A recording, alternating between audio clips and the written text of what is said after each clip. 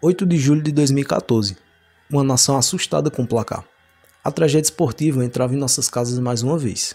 Uma partida de futebol pode não significar absolutamente nada para muitas pessoas. Só que o brasileiro não é um povo qualquer. O brasileiro é futebolesco e noveleiresco. Dito isso, ali naquela data se acentuava uma polarização que ao longo dos anos iria se tornar abissal. O processo de desconforto social já inicia-se um ano antes nas maiores manifestações populares desde a redemocratização do país. Vimos e construímos uma mobilização legítima da juventude e uma necessidade de mudança naturalmente humana nas pautas e bandeiras iniciais. Após muito gás de pimenta e truculência policial, acompanhamos atônitos a infiltração e a tomada de direção dessas manifestações, bem como o enquadramento da imprensa em tentar entender e manusear a informação de uma maneira em que pudesse legitimar certas pautas efervescentes da classe média liberal. O preto e o vermelho que inicialmente encheram as ruas de jovens, muitos desses os primeiros de suas famílias a ter acesso ao ensino superior, foram gradualmente sendo substituídos por um verde e amarelo de gaveta, há muitos anos guardado, consigo um guarda-roupa de teorias conspirativas e revanchistas.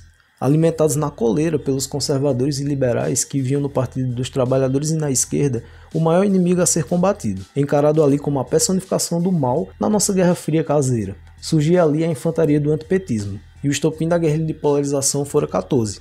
Após a Copa vieram as eleições. Em certa medida, começava o nosso 7-1 social. Um processo eleitoral que expunha as vísceras de um sistema político intimamente ligado a um modelo patrimonialista de controle dos corpos, das mentes e da verdade.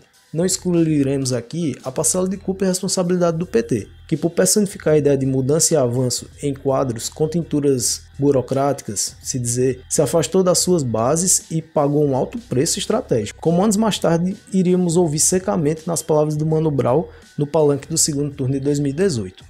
Embreando-se numa linha temporal pantanosa, vimos a crise econômica de 2015 desembocar num processo de impedimento totalmente político e ideológico, a par do rito processual jurídico, que construiu um arrumadinho, um jeitinho, beninho, típico das nossas paragens, exclusivamente construído para reafirmar e retornar o poder político do patriarcado e dos setores do conservadorismo hipócrita e rasteiro fisiologismo tão presente na nossa república.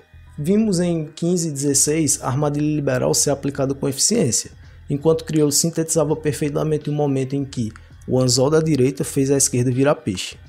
Enquanto travávamos a ressaca de uma festa estranha com gente esquisita, a Copa do Mundo e as Olimpíadas, os ditos cidadãos de bem agiam como vampiros noturnos, preparando o terreno e confundindo as mentes logadas na Matrix, com conspirações, culpas e revanches. O grande acordo nacional, com o Supremo, com tudo, antigos aliados e velhos inimigos, em tom de celebração, apunhalaram a justiça tal qual o destino de César na cúria de Pompeu. Em meio a tudo isso, uma revisão histórica, no mínimo desonesta, começava a relativizar temas decisivos nas disputas de narrativa. Daí em diante, sucessivas batalhas pelo monopólio da verdade, uma sede insaciável por busca de um culpado, uma persona que carregasse nas costas o fardo de afundar o Brasil. Como que entrincheirados, decidimos por um lado ou por o outro, muito mais levando a opinião pessoal e emotiva do que a análise fria do cálculo político, habilidades comumente usadas por estes que escolhemos defender ou odiar. Uma frente investiu suas energias sociais em derrubar um ex-vice, que se encastelava cada vez mais no poder, em paralelo com a outra, que preparava o pasto para uma manada de reacionarismo tropical. Claro, bater no Temer foi extremamente necessário, todavia objetificamente ineficaz, se analisarmos o quadro do ponto de vista material dos resultados de tal campanha. Enquanto o vampirão mordia no pescoço, o sistema financeiro arrastava nossas carteiras e os neofascistas preparavam um golpe certeiro na nossa cara. Assim aconteceu.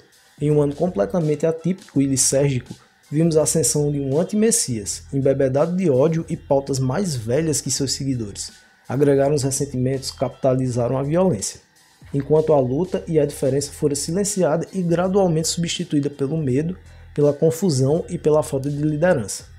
2018 foi um ano de cair a ficha, de que vivíamos em um país mais complexo e dividido do que nunca fora antes. A faixa foi passada de um homem branco para outro homem branco, enquanto analisávamos, ainda sem saber como reagir a tal fim premeditado. Se foi crime ou castigo, não tivemos efetiva defesa nesse julgamento. Porém, como no tribunal de um mundo sem o fio de Ariadne, nós brasileiros já recebemos uma dura sentença. Um verdadeiro passeio, um chocolate, um 7-1, onde a Alemanha representa o desmonte do Estado democrático, visando horizontes tenebrosos, e o Brasil representa o Brasil mesmo. Brasil com B minúsculo, silenciado, caluniado, deixado de lado.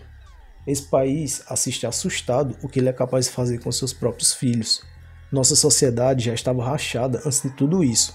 Entretanto, alcançamos um momento de reanimação e nossas feridas nunca estiveram tão expostas.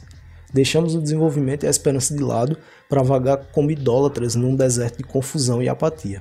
Temos o pior líder e a pior base de apoio possíveis.